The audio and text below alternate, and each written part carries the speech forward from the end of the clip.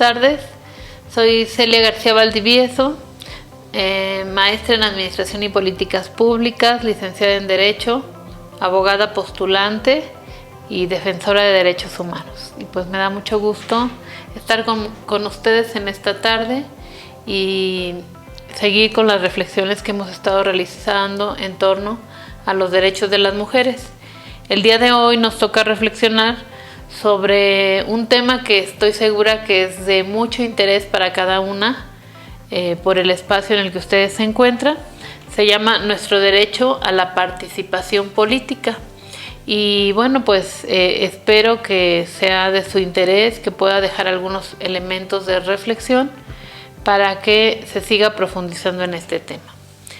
Y habría que decir que para introducirnos en el tema de la participación política, yo quisiera invitarlas a pensar en los diversos espacios sociales de la toma de decisiones. Es decir, que nos pudiéramos situar, obviamente, en un partido político, en un sindicato, en una organización vecinal, en el espacio municipal, en un ayuntamiento o en una dependencia gubernamental, ¿sí? Entonces, ya que cada una esté ubicando su mente ahí, en cada uno de estos espacios donde se toman decisiones políticas, pues yo quisiera iniciar esta reflexión haciéndoles 3 preguntas. ¿Cuántas mujeres hay entre las personas que mandan en estos espacios a los que me acabo de referir? Es decir, ¿cuántas mujeres son las que toman las decisiones en su partido político? ¿Cuántas mujeres toman las decisiones en el sindicato, en la junta de mejoras, en el ayuntamiento, en una dependencia pública?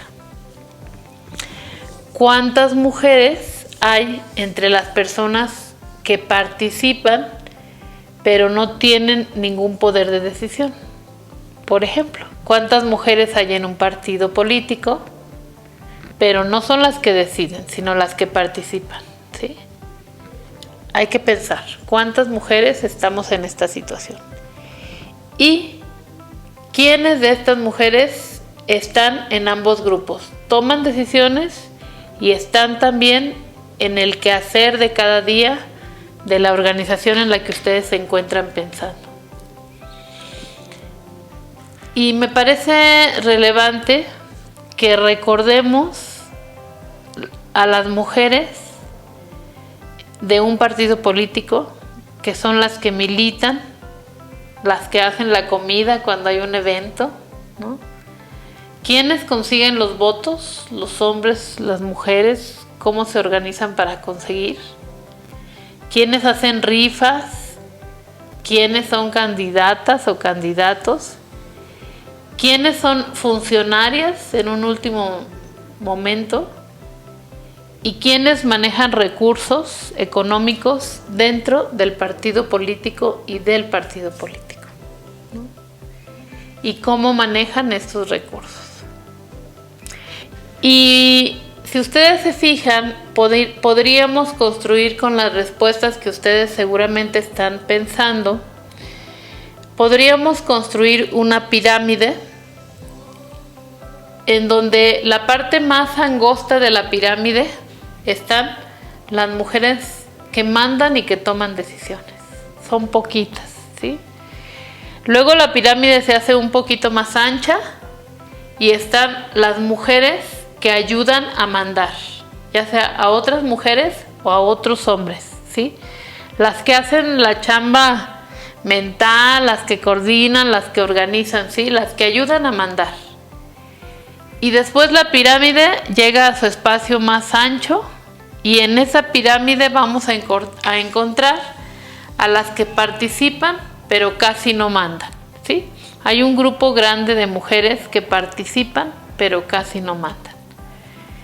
Cuando estaba haciendo esta reflexión también me acordaba de otro espacio que me llamó la atención, que era, por ejemplo, una iglesia, ¿no? Y yo me acordaba de cómo en una iglesia, en una pirámide, en la parte delgadita, está el padre, el obispo, el papa, ¿no?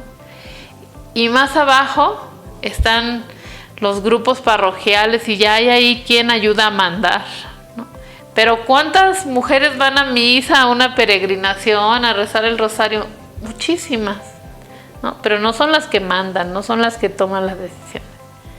De la misma manera, así lo vislumbré en los partidos políticos y en otras organizaciones. Muchas mujeres trabajando en torno a causas, pero pocas de ellas dirigiendo esas causas.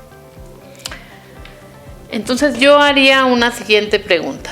¿Ustedes cómo se sienten en cuanto a su derecho a la participación política? ¿Qué tanto ustedes eligieron participar en política y lo pudieron hacer con facilidad? ¿Cuáles fueron los retos que se les presentaron, los obstáculos que estuvieron brincando para lograr su participación política? ¿Y hasta qué parte de la pirámide han llegado? ¿Son ustedes de las que toman las decisiones? ¿Son de las que ayudan a otros a mandar y a tomar las decisiones? ¿O son ustedes quienes hacen el trabajo, pero no toman las decisiones y no dirigen el rumbo? ¿Sí? A pesar de los obstáculos, las felicito y las aliento a seguir participando, ¿sí? Es importante reconocer que durante mucho tiempo se pensó que la política no era un asunto de las mujeres. Por eso, a pesar del espacio de la pirámide en la que se encuentren, el que ustedes se encuentren en la pirámide ya es un logro, ¿sí? Y no solo para ustedes, sino para todas. Las mujeres siempre hemos participado en política, aunque no siempre hemos participado en la toma de decisiones. Por ejemplo, en América Latina todavía no alcanzamos el 20% de mujeres en los puestos de poder o de toma de decisiones. Somos la mitad de la población y deberíamos de tener el 50% de los espacios de toma de decisiones. Pero no es así. Y esto me hace recordar un taller que di en alguna ocasión. Y fíjense, les voy a contar que había una dinámica. Y en esa dinámica de lo que se trataba era de que una de las mujeres de un grupito como de 10 se ponía en el centro. Y esa mujer decía, yo quiero ser diputada. Y las que estaban alrededor de ella tenían como encomienda hacerla pensar si eso era lo que mejor le convenía al ser diputada. Ponerle obstáculos para que en realidad ella se desanimara y dijera, no, ya no pude ser diputada, ¿sí? Y entonces se puso una compañera en el centro y otras nos pusimos alrededor. Y cuando ella dijo, quiero ser diputada y quería salir del círculo donde nos encontrábamos todas, una le decía, oye, pero piensa en tus hijos. O sea, si tú quieres ser diputada vas a dejar mucho tiempo solo a tus hijos y están chiquitos. ¿Y quién les va a ayudar a hacer la tarea? Y la diputada, la que quería ser, se defendía y decía, pues mi marido que me ayude, mi suegra, mi mamá, mi hermana, ¿no? Pero ya la dejaba ahí y se iba con otra compañera y decía, dame permiso de pasar porque quiero ser diputada. Y le decía, ¿y no te parece, esta compañera a la que se enfrentaba le decía, ¿no te parece que es muy egoísta de tu parte? ¿No crees que solamente estás pensando en ti? Piensa en tu familia, en tus padres, ¿no? Y luego iba con otras, dame permiso de pasar, quiero ser diputada. Y otra compañera le decía, te van a criticar, todos se van a ir contra ti. Y bueno, me acuerdo sí que le hacían muchas cosas. Y una compañera le dijo, te falta experiencia, ¿sí?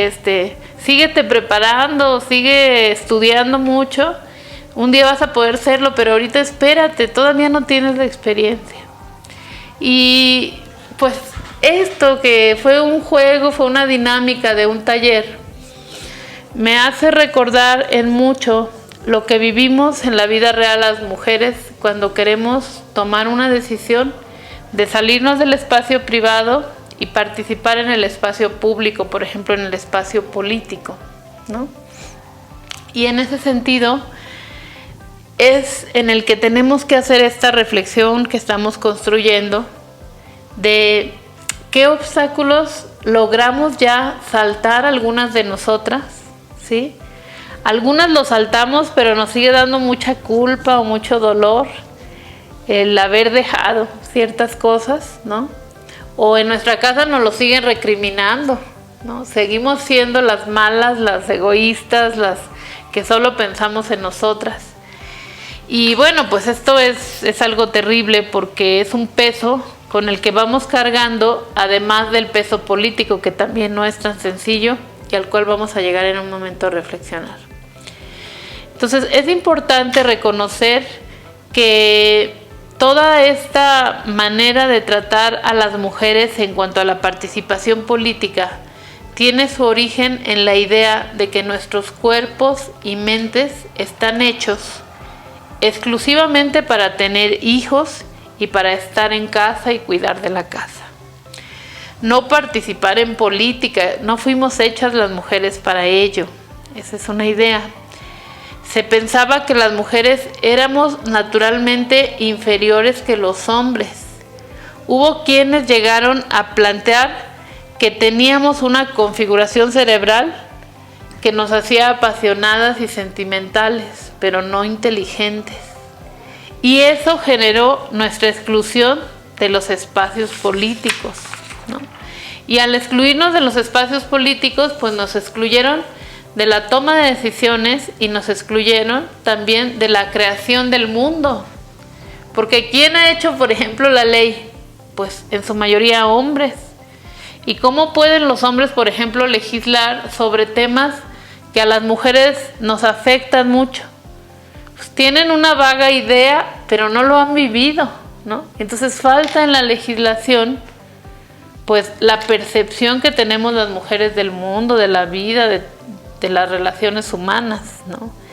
Y por eso es tan importante que las mujeres participamos. No es solamente que yo pueda llegar a un espacio de poder, sino que estando yo en un espacio de incidencia social, yo puedo plasmar lo que a mí como persona me ha sucedido y que no solamente a mí, porque la mitad de la población tiene las mismas necesidades que yo respecto a mi sexo, ¿no?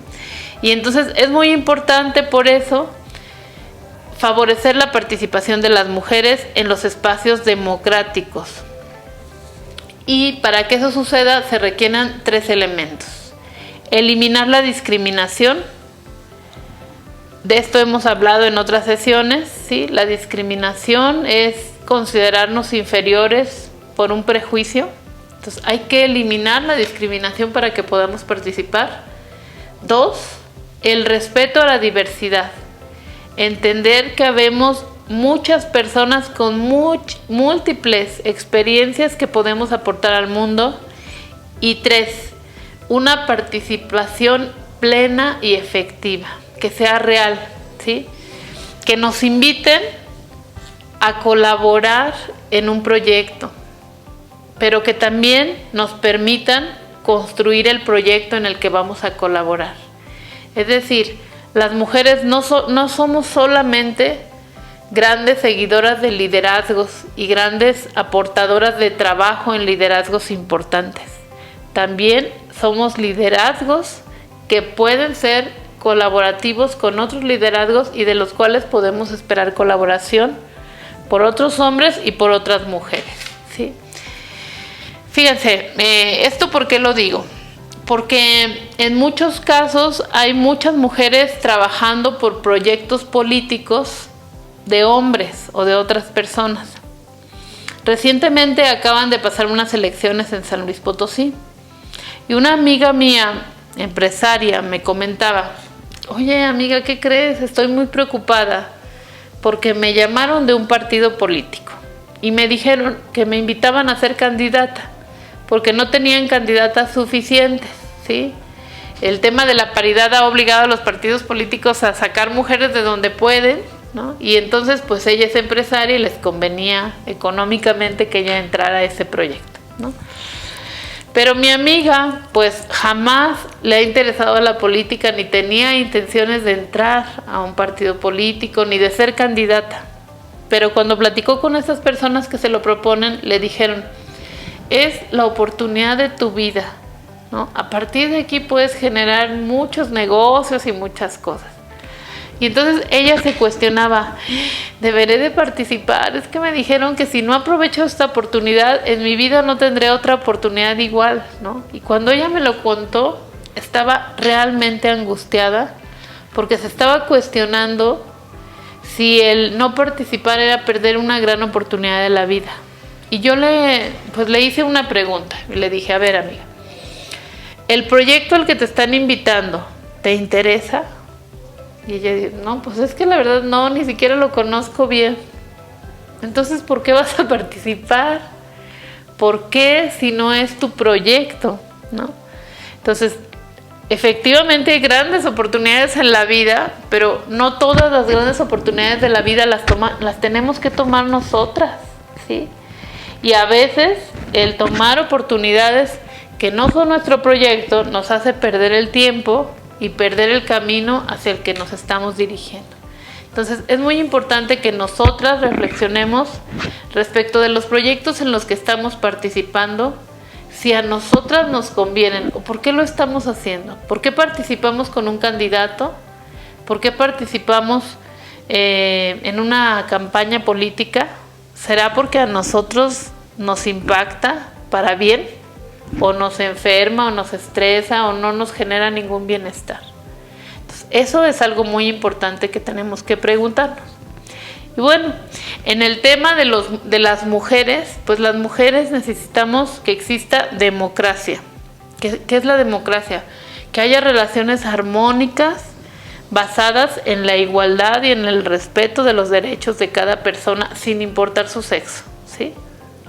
Y necesitamos que esa democracia sea representativa y participativa. Es decir, que las personas que estén tomando las decisiones no las tomen por sí mismas, sino que nos representen porque nosotros los elegimos, ¿sí? Entonces, cuando una persona, un funcionario o un legislador sobre todo, toma una decisión legislativa, no la toma él solito como persona, la toma como representante de un grupo, de un sector, de un distrito, ¿sí? Y tendría que tomar la decisión tomando en cuenta lo que en el distrito queremos, necesitamos, pensamos, ¿sí? Y por otra parte, también necesitamos que la democracia sea participativa, que haya oportunidades para que nosotras podamos ser protagonistas de los escenarios políticos, ¿sí? Que nosotras podamos incidir no solo en votar, porque votar es el último de los efectos de la democracia, sino en la construcción de los planes y proyectos sociales que nos van a afectar o a beneficiar. Entonces, no solamente se trata de votar, sino de construir lo que se vota y también de que nosotras podamos ocupar los puestos para realizar las acciones que nos hemos propuesto socialmente, ¿sí? Entonces, esa es otra cosa. En cuanto a derechos humanos, que estamos haciendo la vinculación, ¿qué tendría que ver la participación política con los derechos humanos? Bueno, la participación política es uno de los derechos humanos. Está tutelada por la Declaración Universal de 1949. En esa declaración ya hemos platicado en otras ocasiones que se reivindicaron derechos como la vida, la igualdad, la libertad, la seguridad, la paz, la libre expresión, la libre asociación, pero también se reivindicó la participación política, entendida en tres aspectos, como escoger mediante el voto a nuestros gobernantes, sería el primero, ocupar cargos públicos y celebrar elecciones libres. En la Declaración Universal de Derechos Humanos, estos son los tres postulados. Y bueno, ante esa realidad, es innegable que hubo mujeres que lucharon contra la subordinación. Para lograr que en la Declaración Universal de Derechos Humanos se anotara este derecho de la participación política, pues hubo mujeres que lucharon en la familia, en el trabajo y en el área de la educación. Y es importante reconocer el trabajo de las mujeres sufragistas, ¿sí? En la historia hubo muchos movimientos en los que hubo mujeres que se organizaron para lograr el voto. Y por eso me parece que no podemos dejar de tocar el tema de las sufragistas. Las sufragistas fue un movimiento compuesto por mujeres de clase media y obrera y con la participación de algunos hombres también. Se desarrollaron acciones centradas en la persuasión de los parlamentos respecto de la necesidad de aprobar el derecho al voto de las mujeres. Estos movimientos sucedieron en Inglaterra, en Italia, en España, en América Latina, en Argentina, un movimiento interesante en el que, en el culmen estuvo Eva Perón, ¿no? Cuando se consigue, en Chile, en México, ¿no? Y me parece muy relevante que pensemos en cómo sería la vida antes de que las mujeres pudiéramos votar. Después de los movimientos sufragistas, se consiguió el voto, aunque no crean que fue tan sencillo. Se consiguió el voto, pero estaba condicionado a que las mujeres casadas consiguieran un permiso por parte de sus esposos para poder ir a votar. Las mujeres solteras podían votar siempre y cuando fueran propietarias de un terreno, de una casa, o sea, solo las mujeres burguesas, ¿sí? Y en otros casos, pues se pensaba que el voto de las mujeres era un voto que iba a beneficiar a la derecha, puesto que muchas mujeres, por ejemplo, estaban formadas en el catolicismo y decían, no, es que si las mujeres votan van a favorecer a los partidos de derecha, a los partidos que concuerdan con la ideología católica, y por eso no se quería generar el voto. Y bueno, como ese hubo muchísimos pretextos, pero yo las invito, ahora sí que las invito como terapia, pero sobre todo como clase, a que vean alguna película de las sufragistas. Hay muchas, ¿sí? Entonces busquen a una de ellas o busquen la película. Y la verdad la van a disfrutar muchísimo, sí, va a ser un placer, pero va a ser un momento histórico de la lucha de las mujeres que les va a gustar mucho. Es importante decir que los movimientos sufragistas no son cronológicos ni lineales, ¿no? Se dieron en muchos lugares en distintos momentos, fueron luchas que en un momento de la historia coincidieron y bueno, pues hoy gozamos del derecho al voto.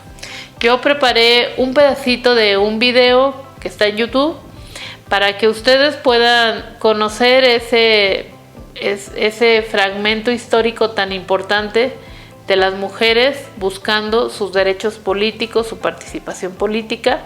Y a continuación les vamos a compartir un pedacito, aunque el video completo pues está libre y en línea, ¿sí? Ojalá lo puedan ver. Las mujeres sanjuaninas, que son las primeras, en la década de los 60, finales de 1860, reclaman derecho a voto. Sarmiento se los concede en lo que son las elecciones, llamémosle municipales.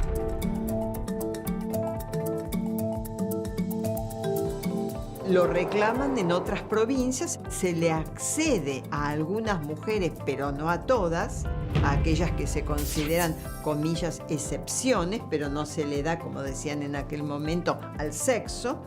Y un antecedente fundamental en América Latina es la concesión que hacen los uruguayos de la ley de divorcio y del voto femenino, que son dos leyes fundamentales.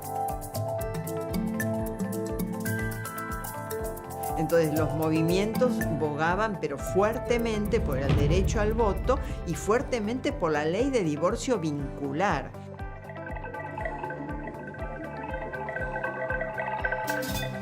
La influencia del varón se ha dejado sentir siempre y en su infinita pequeñez la mujer ha sido llamada a crear nada.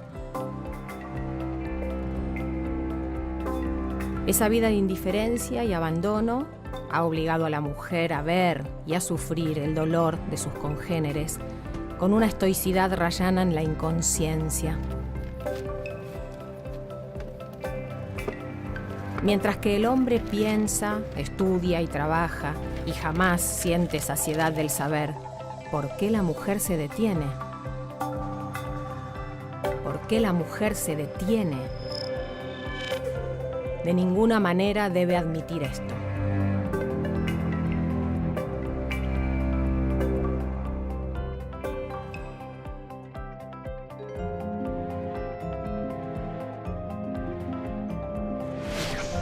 Julieta Lanteri había nacido en Italia, toma nacionalidad argentina porque viene muy pequeñita, como ola inmigratoria, y se le da carta de ciudadanía.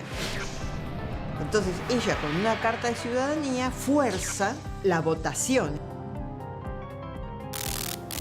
Yo tengo carta de ciudadanía, yo puedo votar. Lo cual genera una serie de inconvenientes hasta que sale una ordenanza municipal donde prohíbe que las mujeres voten porque no hicieron el servicio militar. Para que la mujer esté en el Congreso. Señor, para que la mujer esté en el Congreso. Las mujeres tenían prohibido votar, pero no tenían prohibido postularse. ¿Conocés el Partido Feminista Nacional? Esta es como una especie de trampa que encuentra Lanteri. Ella funda el Partido Feminista Argentino, se postula en las elecciones. Las mujeres tenían prohibido votar, pero no tenían prohibido ser elegidas. El argumento era que las mujeres no estaban capacitadas para elegir, capacitadas para decidir, capacitadas para votar. Julieta Lanteri arma una votación para mostrar que eran capaces de elegir, que eran capaces de votar. Lo que en filosofía llamamos un contrafáctico. A ver, pongámoslo en práctica y mostremos.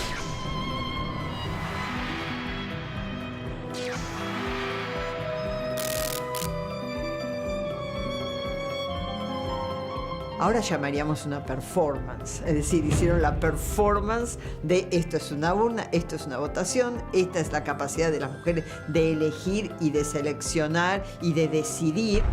Tuvo un éxito bárbaro porque más de 1000 y pico de mujeres fueron a votar. Por lo tanto, estamos en condiciones absolutas de que nos autoricen a votar más allá de todas las restricciones que tenemos hasta ahora. Mucho más disruptivo de lo que puede ser ahora hacer un piquete o salir a la calle por ni una menos. Era altamente disruptivo, llamaba la atención, de alguna manera otros repartían los volantes, los flyers, ellos repartían las consignas, así tipo folleto, ¿no es cierto? Muchas veces con imagen y poca palabra porque había muchísimo analfabetismo, entonces realmente era muy chocante. La mujer estaba confinada en el espacio privado y una mujer pública ya se sabe lo que significaba y sigue significando.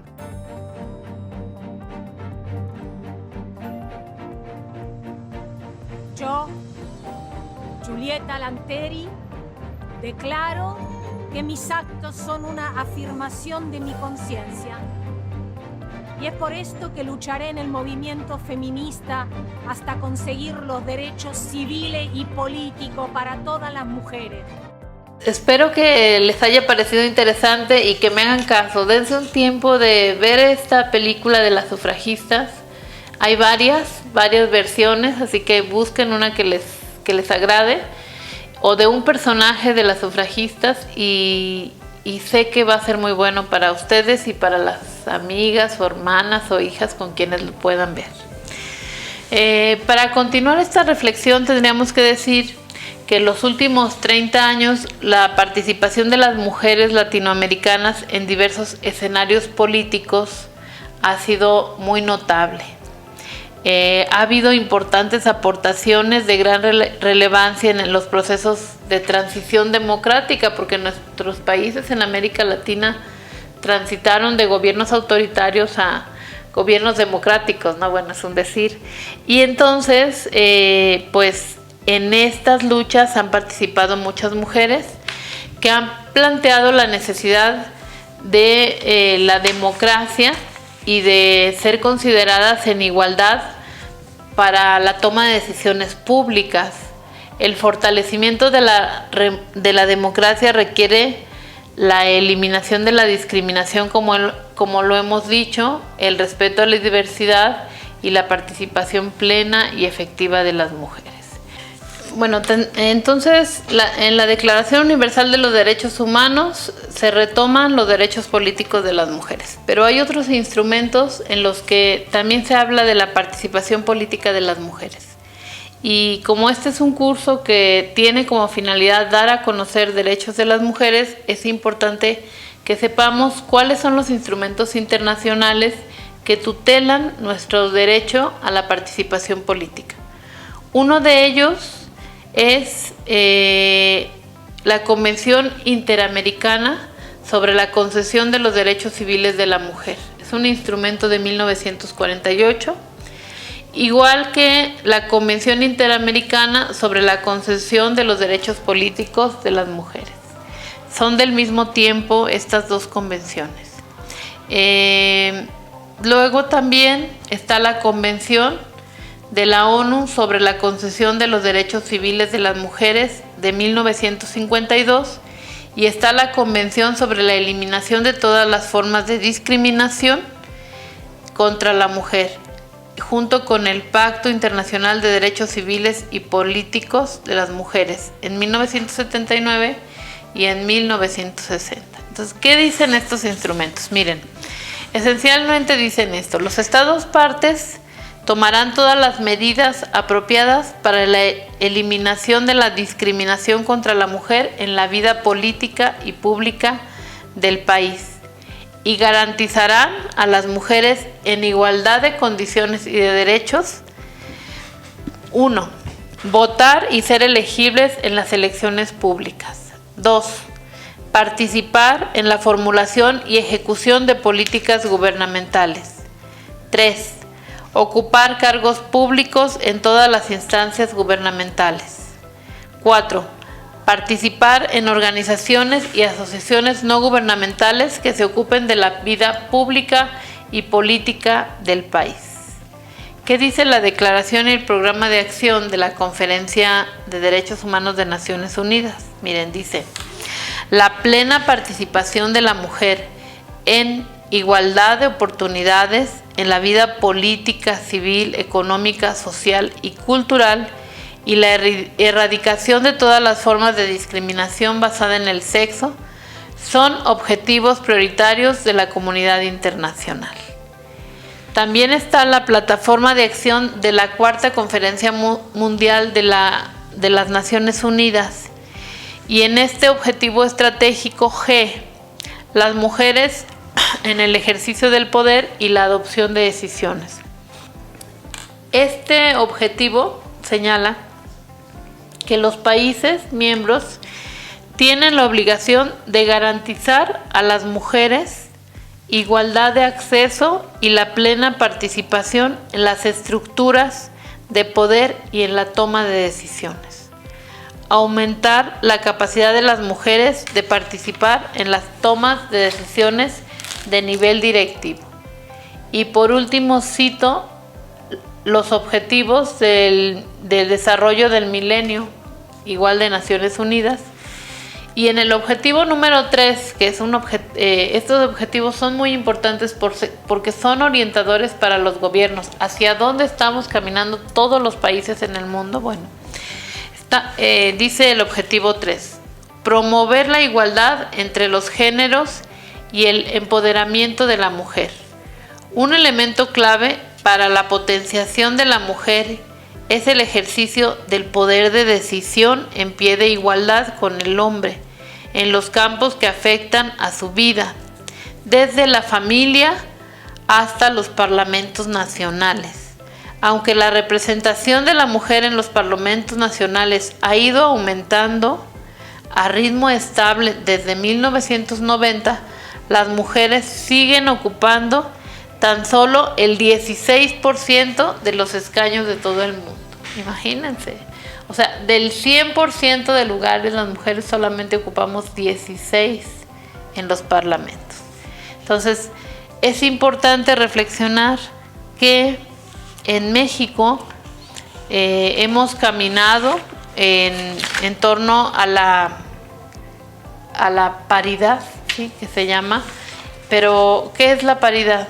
Pues es el derecho que tenemos de ocupar el 50% de los escaños públicos, ¿sí? Ese es nuestro objetivo, que un día haya mitad de mujeres y de hombres tomando decisiones en el gobierno, en la municipalidad, en el Congreso y en todos los espacios públicos. Y bueno, pues todavía es una tarea cuesta arriba, sobre todo si reconocemos que aunque hemos avanzado en el reconocimiento de nuestros derechos, las leyes no siempre se cumplen. No siempre el principio de igualdad se cumple y en ocasiones en las mujeres no funciona la frase de hay que ganárselo, porque pareciera que es un tema de que no le echaste las suficientes ganas, no estás suficientemente capacitada, no diste el ancho, ¿sí? Y no es así. En el tema político las mujeres siempre estamos cuestionadas, ¿sí?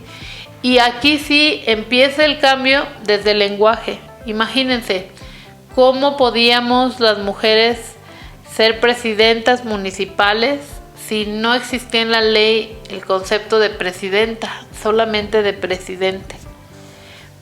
Todavía a muchas mujeres magistradas les dicen magistrados, o a muchas doctoras les dicen doctores, ¿sí? ¿Por qué? Porque no está en el imaginario que una mujer pueda accesar a un espacio público de toma de decisiones. Entonces, una cosa importante que se ha ido haciendo es cambiar en las leyes el lenguaje. Y ahora sí, en lugar de decir a la presidenta de la comisión, al presidente de la Comisión de Derechos Humanos, se habla de la persona titular de la Comisión de Derechos Humanos. ¿Por qué? Porque persona pues puede ser un hombre, una mujer, ¿sí? Entonces, es importante que reconozcamos que hay mucho todavía que trabajar en términos de la igualdad sustantiva o real que queremos estar viviendo. Y que no es cierto que es un tema de méritos. Hay muchas personas que se lo han ganado y que no están en los puestos, ¿sí? Hay muchas personas que todos los días trabajan, estudian, se levantan, tienen las posibilidades intelectuales de ejercitar algún cargo y no lo tienen, ¿sí? Y no tiene que ver con un tema de méritos y de trabajo, sino de posibilidades y oportunidades. Y en muchos casos a las mujeres esto nos ha sucedido. En la realidad, las mujeres no tenemos los mismos espacios. Sigue existiendo exclusión y división sexual del trabajo. Entonces, cuando se va a elegir al secretario de Economía, pues no se piensa en elegir a una secretaria de Economía, sino a un hombre economista, ¿no? Cuando hay muchas mujeres en la Facultad de Economía. Y aunque sean las mujeres las que hagan el trabajo, pero el titular es un hombre, no se cuestiona.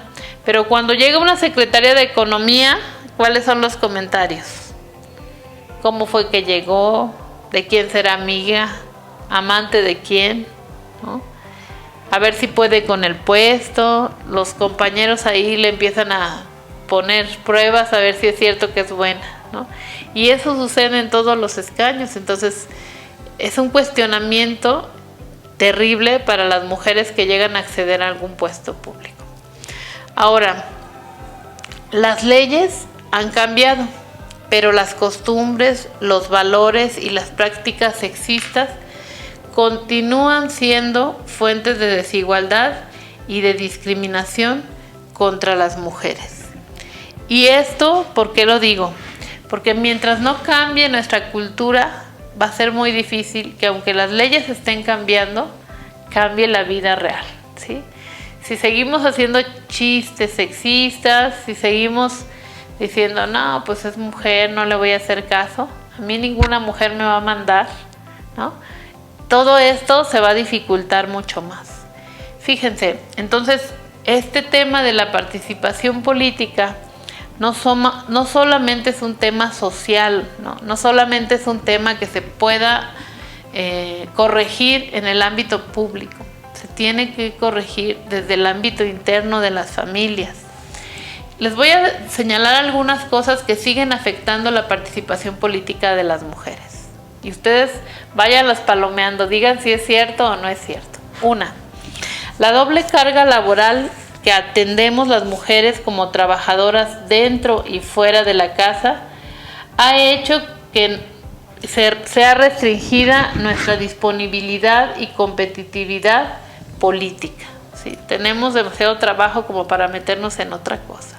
Bueno, la educación familiar que nos enseña a las mujeres que somos para otros y que debemos estar sujetos al control masculino. Es decir, a nosotras nos tocan las labores de cuidado, y si te sales a hacer política, pues entonces andas de chimolera, te gusta la calle, eres desobligada, etc. La educación familiar y social que nos enseña a las mujeres a desconfiar de nuestras capacidades. Muchas de nosotras pensamos que no podemos. Podríamos decir que hay una baja autoestima colectiva de las mujeres, en donde no nos creemos capaces de realizar algunas funciones, ¿sí? Y eso nos lo han inculcado desde pequeñitas, desde cuando nos decían, no, tú no juegues a eso, tú no puedes, tú siéntate, tú estate tranquilita. Bueno, pues ahí nos empezaron a decir que no podíamos hacer cosas difíciles, ¿sí?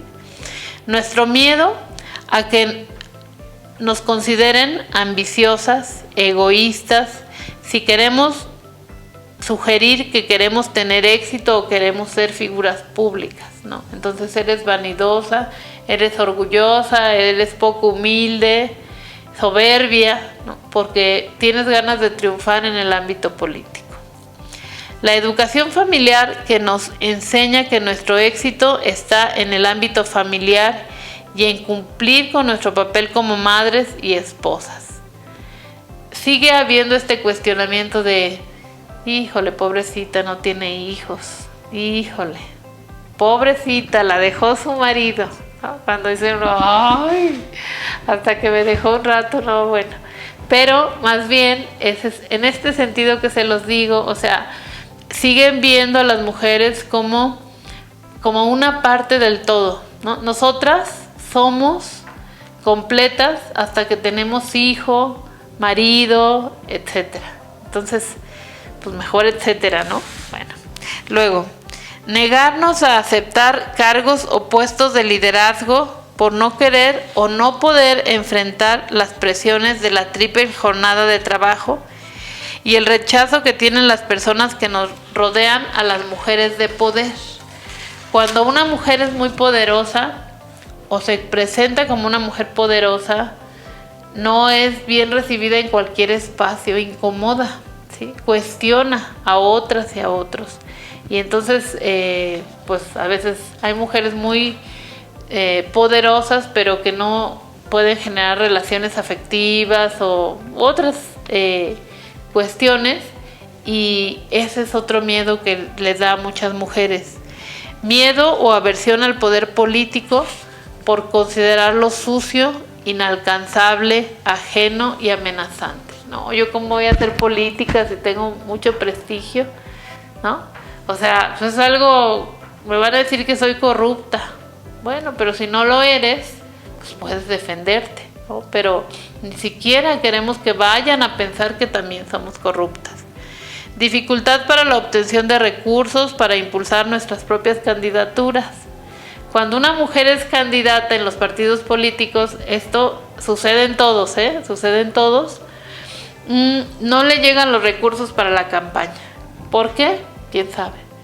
Pero a los hombres sí les llegaron, los recursos de la campaña les llegaron, a las mujeres no. Ellas tuvieron que mandar a hacer sus banners, sus etiquetas, o hasta traer la propaganda de otro candidato, ¿no? Porque ellas no tenían para hacer la propaganda. y esto es algo real. Piénsenlo y reflexionenlo con las candidatas y verán que así sucedió.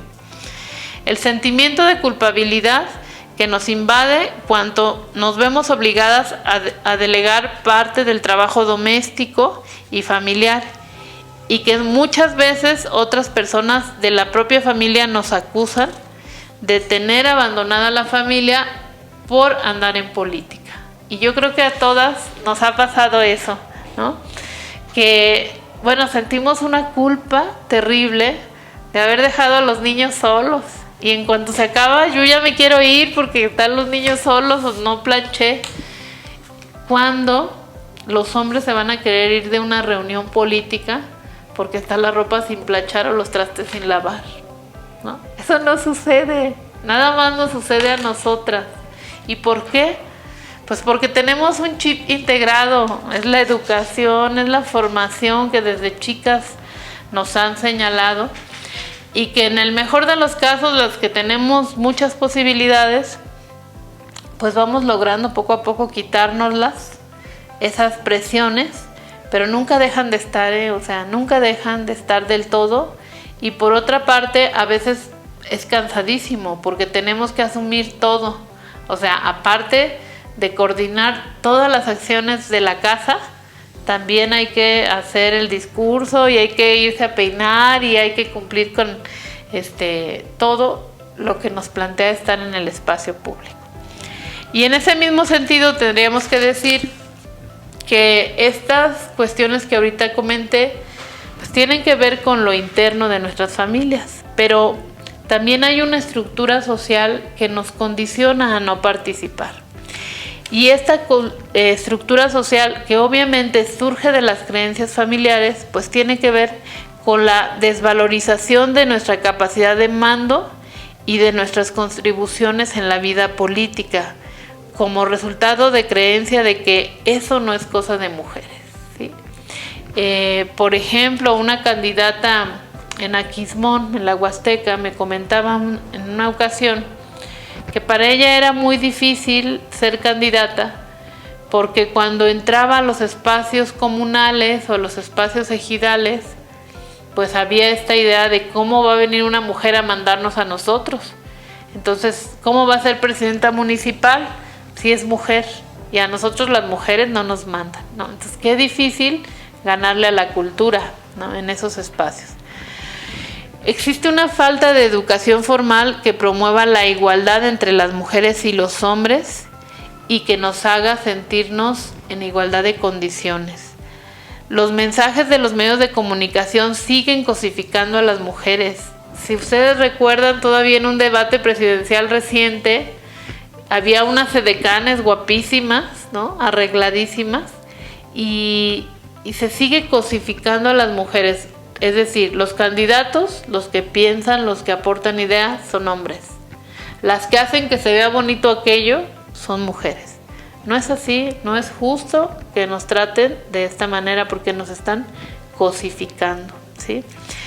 Existe una oposición y bloqueo de hombres y también de mujeres que son integrantes de partidos que no nos permiten participar, ¿sí? Las prácticas patriarcales no se realizan solo por hombres, también por mujeres, ¿sí? Mujeres que replican la forma de ejercer el poder, que replican la forma de sacarte de la jugada, que replican todas las tácticas que se tienen ya en la cultura patriarcal, pues todas esas mujeres también son patriarcales y sus prácticas son patriarcales. Existe estigmatización, desprestigio, señalamiento negativo contra las mujeres que alcanzan espacios de poder. Hay muchos chismes, hay muchos dimes y diretes a la toma de decisiones. Fíjense, yo les voy a platicar una cuestión, una anécdota. En una ocasión, yo estuve de titular en una dependencia pública y me llamó mucho la atención porque en realidad fue muy difícil porque era construir esa dependencia, apenas se estaba generando y no estaba yo sola, estaba con otras dos mujeres con las que formaba un órgano colegiado y tomábamos las decisiones. Y bueno, nosotras en este espacio que le llamábamos el pleno de toma de decisiones, pues llegábamos cada una tratando de lucirnos más, ¿no? De mostrar lo mejor que habíamos hecho. Pues la verdad es que hicimos un gran trabajo, hicimos que creciera esta dependencia a todo el estado. Pero fíjense que lo hicimos con una característica, sin recursos, ¿sí? Hagan de cuenta que nosotros teníamos, por decir una cantidad, 11 millones de pesos para todo lo que tuvimos que hacer, que fue poner en marcha una asesoría jurídica, terapias psicológicas, una unidad de primer contacto, un espacio de trabajo social en todos los municipios, ¿no? Entonces y atender a víctimas de muchos de delitos, de violaciones a derechos humanos. Bueno, nos tocaba todo. Y bueno, nuestro sueldo, pues supongamos era de 20,000 pesos al mes. Bueno, que no es, ¿verdad? Pero supongamos. Bueno, cuando se termina nuestro periodo, viene un hombre a ocupar este espacio. Pero cuando llega esta persona, este hombre, un hombre muy calificado, de muchos conocimientos, le dicen: te vas a quedar tú en el puesto, pero vas a ganar lo que ganaban las tres. Entonces, si mi compañera ganaba 20, yo 20 y la otra 20, pues entonces él entró ganando 60,000 pesos, ¿no? Y el presupuesto que le dieron para actuar no era de 11,000 pesos, era de 120 millones de pesos. O sea, una cantidad exorbitante. Por supuesto que al momento de valorar el trabajo, pues sí dices, no, pues qué bárbaro esta persona, cuánto trabajó. Pues sí, pero él tenía vehículos, personal, dinero. Es decir, ¿cómo vas a evaluar a dos personas o a dos grupos de personas que trabajaron con tan diferente presupuesto? Y entonces es muy fácil decir, no, es que las mujeres no sirven para eso, qué bueno que las sacamos, ¿no? Pues no, en realidad no era eso, en realidad es que no teníamos los recursos para trabajar. Pero eso ni siquiera nosotros lo vimos cuando estuvimos en el interior de este órgano ni posteriormente, sino ya es motivo de mucha reflexión y de mucho tiempo cuando uno te cae el 20 y dices, hubo discriminación en el trato y en la participación política de nosotros nos vimos afectadas, ¿verdad? Puesto que no fue el mismo trabajo que pudimos realizar. Entonces existe esto que llamamos estigmatización, desprestigio, señalamiento y costumbre de invisibilizar los aportes de las mujeres y negar el ascenso y las capacidades que nosotras tenemos. La cultura política claramente discriminatoria predomina en nuestras sociedades por tradiciones, por lengua, por religión, y nos evita ocupar puestos para participar activamente en la vida política del país.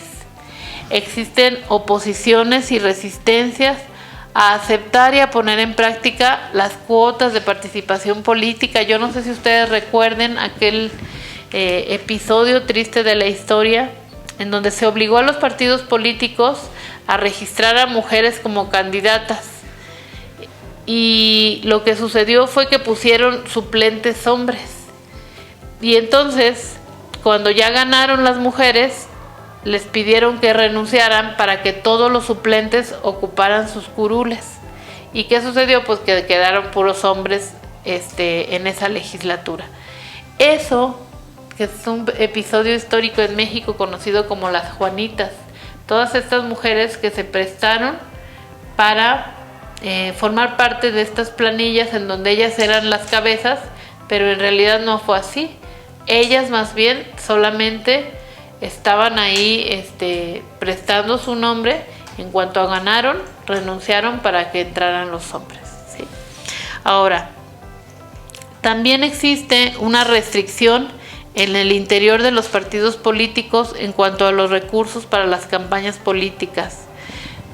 Tuve el gusto de escuchar a mujeres que fueron candidatas en la pasada elección y me di cuenta que en los partidos políticos de verdad no llegaron los recursos para las campañas de esas mujeres, ¿sí? Y estuvieron haciendo campaña como pudieron, a pie, ¿no?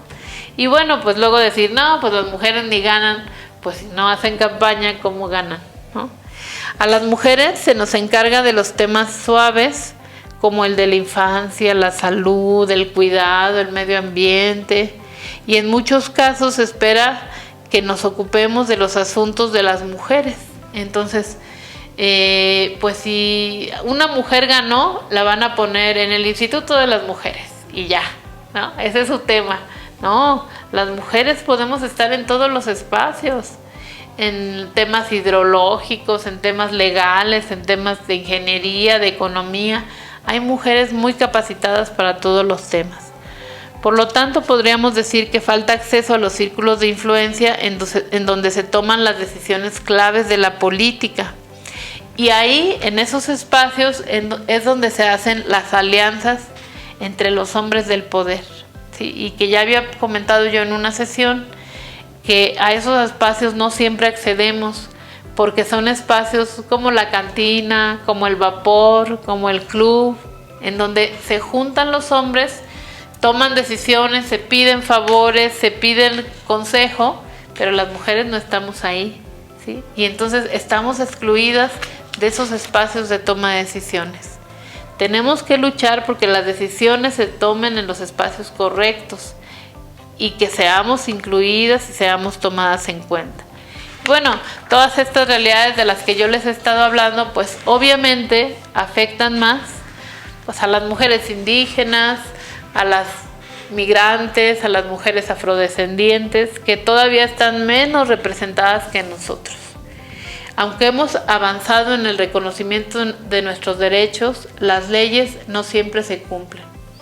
No siempre el principio de igualdad se cumple y en ocasiones para las mujeres no funciona la frase hay que echarle ganas. En la realidad, las mujeres no tenemos los mismos espacios. Existe exclusión social y división sexual de las oportunidades.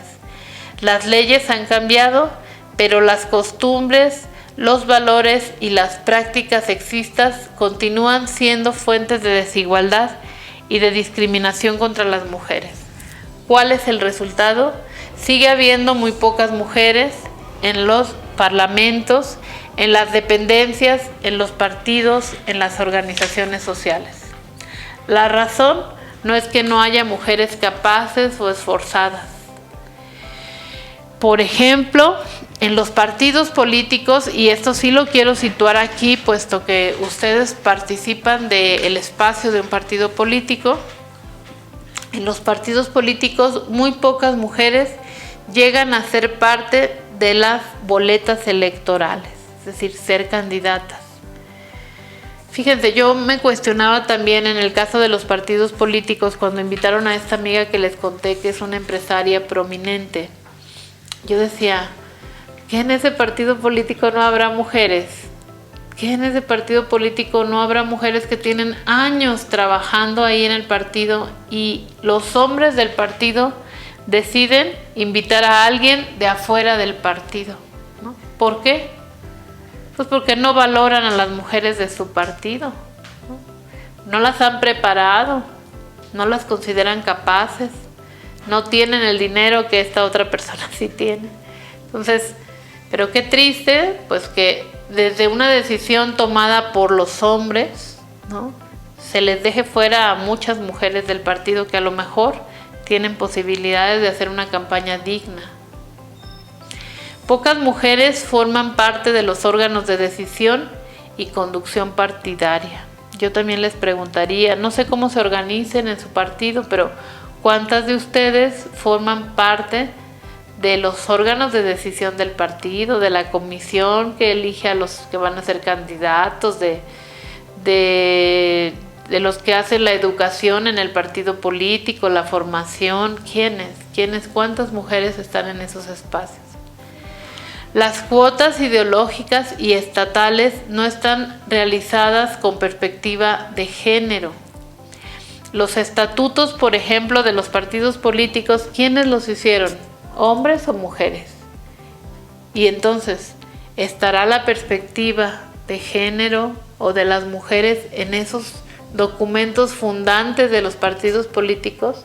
¿No les hará falta una renovación, una revisada, un agregarle o cambiarle el lenguaje? ¿No? Habría que poner atención en el partido político en eso. Se siguen reproduciendo esquemas tradicionales sobre la división del trabajo político. A las mujeres les toca acomodar las sillas, hacer la comida, mover las banderitas, ¿no? Y a los hombres dar los discursos, ir a reuniones. Bueno, cuestionémonos eso que estamos haciendo. La organización de las mujeres en los partidos es desarticulada. Las mujeres jalan para todos lados, ¿sí? Jalan con personas, participan, pero no siempre entre ellas están unidas y se ponen de acuerdo para lograr cosas. Es momento de que las mujeres se unan y participen en unidad. Están demasiado ocupadas en el proselitismo electoral para dedicarse a la toma de decisiones en los partidos. Y eso pues los lleva a no tener voz y a no tener incidencia en las decisiones que se van tomando en el partido político.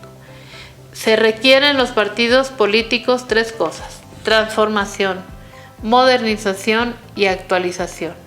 Esto nos generaría nuevas reglas en la convivencia humana en los partidos políticos, lo cual es de gran relevancia, ya que la participación política de las mujeres no se limita a la participación en partidos políticos, pero es un espacio de gran relevancia el partido político para las mujeres. También es importante reconocer que cuando ya no, en ese partido no encontramos puertas, espacios, podemos organizarnos de otra manera y en otros espacios sociales. Debemos seguir luchando por construir relaciones más horizontales, promover cambios en los estatutos, en las normas y en los reglamentos. Debemos continuar aplicando mecanismos de acción afirmativa para aumentar la presencia de las mujeres en las instancias de decisión. Tratar de manera distinta a quienes viven situaciones de desigualdad no es discriminatorio, ya lo dijo la Convención contra la Discriminación de la Mujer en su artículo 4. Se pueden utilizar medidas afirmativas. ¿Qué quiere decir? Medidas de avance para las mujeres, de protección de derechos, como lo es, por ejemplo, el tema de la paridad, que implica que las mujeres tengan la misma participación que tienen los hombres en los puestos públicos. Esta ha sido una estrategia importante que se ha generado desde los partidos políticos y que, por ejemplo, en el 2007 generó un cambio importantísimo en el porcentaje de mujeres que llegaron a ocupar puestos políticos. Del 8.8% se pasó en un solo periodo al 22.4%. Imagínense qué avance, o sea, después de siglos de una participación muy limitada, se llegó al 22% en un solo periodo que se pusieron en práctica acciones afirmativas. Es necesario mostrar nuestras capacidades, exponernos a la crítica y al escrutinio público.